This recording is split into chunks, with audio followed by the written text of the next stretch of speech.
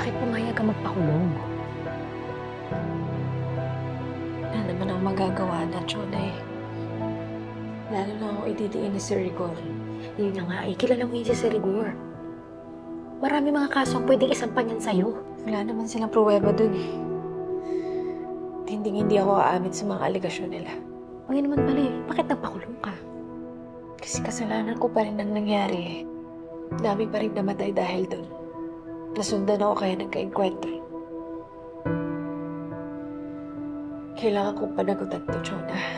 Kasi kung hindi, wala rin akong pinagkaiba sa mga gerero. Ano tayo lalaban sa mga gerero kung nandito ka sa loob? Kailangan mo itago yung recordings natin kay Lucio at kay Orly. Yun na lang ang natitirang bala natin. Ponggay, Hindi to pwede maging hadlang sa paghahanap ng hostisya ni Tanggol. Magtiwala tayo sa kanya. Siya na lang yung pag-asa natin para maging maayos ang Maynila.